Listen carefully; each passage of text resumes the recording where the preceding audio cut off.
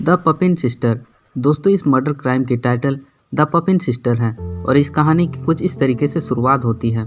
इस कहानी में दो सिस्टर रहते हैं। उनका नाम क्रिस्टाइन पपिन और लिया पपिन होता है। ये पपिन सिस्टर्स एक घर में सर्वेंट का काम करते हैं और वे दोनों अपने ही घर की मालकिन का खून कर देते हैं और साथ ही साथ मालकिन की बेटी का भी खून कर देते हैं। और इन दोनों का खून वे दोनों इतने बेरहमी से करते हैं कि मानो जैसे कि बदले की आग बुझा रही हो। दोस्तों, यह कहानी फ्रांस के लीमेन शहर की है। 8 मार्च सन 1905 में क्रिस्टाइन का जन्म होता है और लिया का जन्म 15 सितंबर सन 1911 में होती है। उन दोनों की उम्र में मात्र 6 साल की डिफरेंस थी।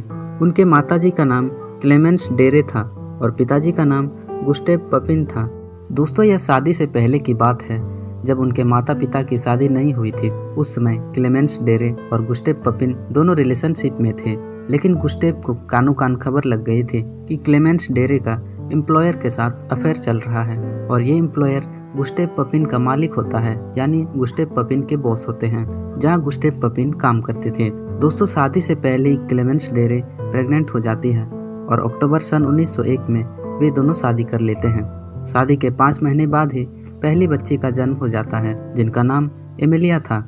एमिलिया के जन्म होने के बाद भी गुस्टेव को अपनी वाइफ पर शक हो रहा था कि उसकी वाइफ का चक्कर उसके बॉस के साथ चल रहा है, इसलिए वह लीमेन शहर को छोड़ करके दूसरे शहर में अपनी जॉब को ढूंढ लेते हैं। उन्होंने अपनी वाइफ और बेटी एमिलिया को दूसरे शहर ले जाने का फैसला कर लिया, पर क्लेमेंस डेरे जो उनकी पत्नी थी, उन्होंने इस फैसले को स्वीकार नहीं किया और उन्होंने वहीं लीमेन शहर में ही रहने की ठान ली। क्योंकि अब गुस्टेव ने लीमेन शहर में अपनी जॉब छोड़ दी थी, इसलिए वह पीने शुरू कर दिए थे और वे अपनी वाइफ की टेंशन से उन्हें शराब की भी लत लग गई थी। क्रिस्टाइन, जो कि दूसरी सिस्टर थी, उनके जन्म होने के बाद उसकी मां ने उसे अपने पास नहीं रखा क्योंकि उनकी फैमिली कंडीशन ठीक नहीं थी। इसलिए उन्होंने क्रिस्टाइन को अपने अंकल के पास भेज दिया और क्रिस्टाइन 7 साल तक अपने अंकल के साथ रही।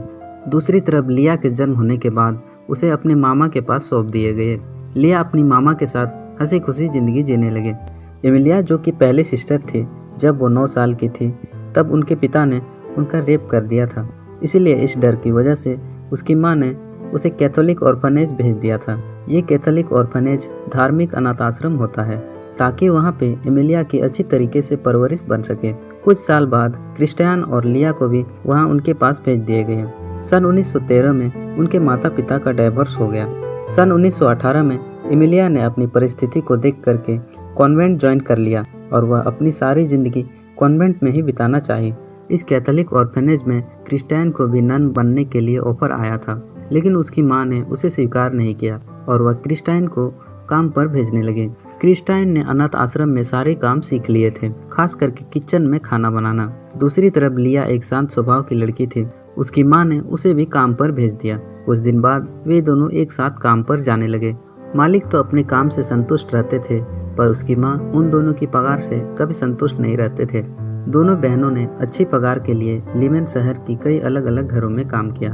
अब बात आती है इन्होंने क्राइम कैसे किया। साल 1926 में फाइनली वे काम करने के लिए लेंसलिन फैमिली में सेटल हो गए। इस फैमिली में मॉन्सियोर रेने लेंसलिन, जो घर के मालिक होते हैं, मैडम लेंसलिन उनकी वाइफ होती है और उनके साथ एक छोटी बेटी थी जिसका नाम जिनेवी होता है। हालांकि दोस्तों, उनकी एक बड़ी बेटी भी थी, लेकिन उनकी शादी होने के कारण वह ससुराल में रहती थी। इस फैमिली में आने के बाद वे दोनों पूरी तरीके से डेडिकेट होकर काम करने लगे। वे दोनों अपने मालिक को खुश करने के लिए और ज़्यादा मेहनत करने लगे। सब कुछ ठीक चल रहा था। यहाँ पे लेंसलिन फैमिली भी उसके कामों से खुश थे और पपिन सिस्टर्स भी अपने पगार से खुश थे। वे लोग एक फैमिली मेंबर जैसा रहने लगे थे।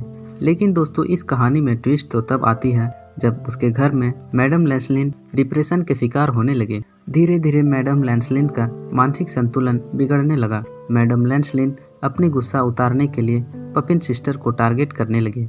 वे जब भी गुस्सा होते, पपिन सिस्टर को बुलाकर उन पर अपने गुस्सा उतारते। धीरे धीरे उस घर की मालकिन इन दोनों से चिढ़ने लगी थी और उनके कामों को भी पसंद नहीं करने लगी थी।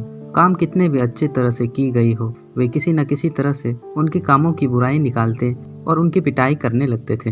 कई बार वे उन दोनों के सरों को दीवार से टकराते थे, लेकिन इधर पपिन सिस्टर का यहाँ कोई नहीं था, इसलिए वे कुछ नहीं कर सकते थे।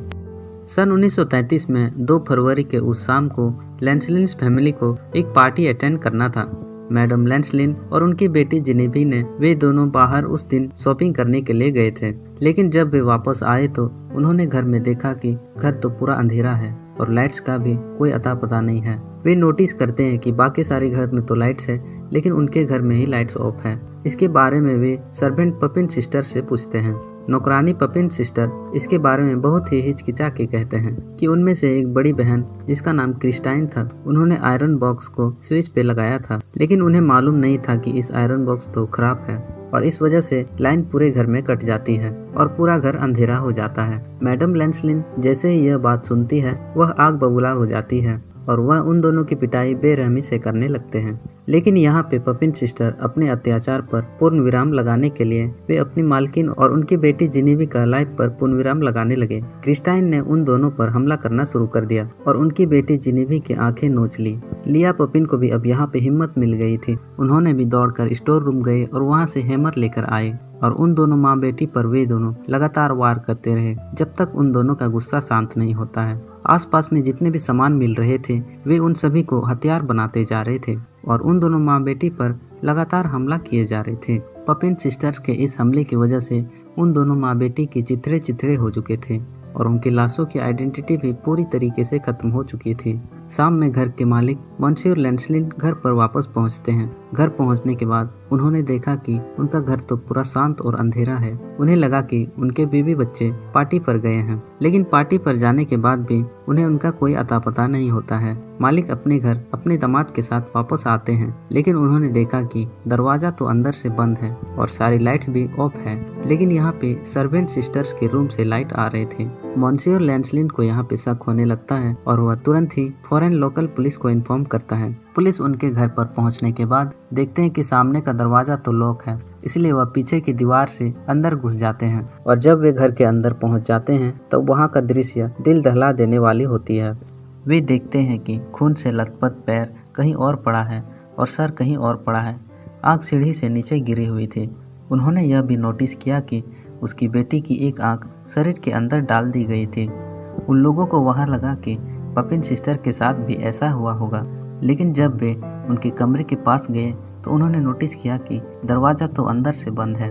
पुलिसमैन ने दरवाज़ा खटखटाने के बाद भी अंदर से कोई रिस्पॉन्स नहीं आई। पुलिस ने कई बार दरवाज़ा खटखटाया, लेकिन अंदर से फिर भी कोई रिस्पॉन्स नहीं आती है। फाइनली पुलिस को लॉक स्मिथ को बुलाना पड़ा। दोस्तों, लॉक स्मिथ यानी ताला वाला।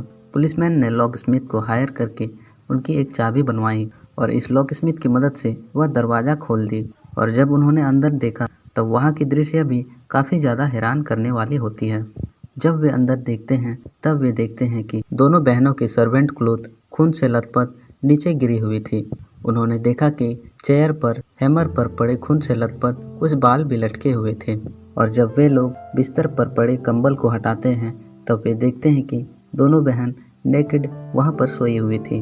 वे सब उन दोनों को इस हालत में देख करके और भी ज़्यादा चौंक जाते हैं। जब उन्हें पूछा गया उन दोनों माँ बेटी की हालत के बारे में तब उन्होंने तुरंत स्वीकार कर लिया कि ये खून उन्होंने ही किया है। उन्हें तुरंत अरेस्ट कर लिया गया और उन्हें थाना ले जाया गया। कुछ दिन बाद जब उन दोनों को कोर्ट के कटघरे में खड़े होकर के सवाल पूछे गए तब उन्होंने बयान दिया कि वे दोनों सेल्फ डिफेंस के लिए ये सब किए। मेडिकल जांच करने के बाद यह पता चला कि वे दोनों पपिन सिस्टर सैड पैरानॉइड डिसऑर्डर से जूझ रहे थे। दोस्तों, ये सैड पैरानॉइड डिसऑर्डर एक तरह का पागलपन होता है। जब इनके फैमिली बैकग्राउंड को चेक किया गया तब उन्हें पता चला कि उनके फैमिली में तो सारे लोग मेंटल इलनेस के शिकार थे। उनके अंकल ने सुसाइड कमिट किए थे और उनके चचेरे भाई बहन एस्लम में रहते थे। सन 1933 में पपिन सिस्टर को इस जुल्म पर सज़ा सुनाई गई। लिया पपिन जो छोटी बहन थी उन्हें 10 साल की सज़ा सुनाई गई और क्रिस्टाइन पपिन जो कि एक बड़ी बहन थी उन्हें फांसी की सज़ा सुनाई गई। लेकिन दोस्तों, बाद में क्रिस्टाइन पपिन की सज़ा उम्र कैदी में बदल दी गई। तो दोस्तों, ये थी आज की क्राइम स्टोरी दो पपिन सिस्टर के ऊपर।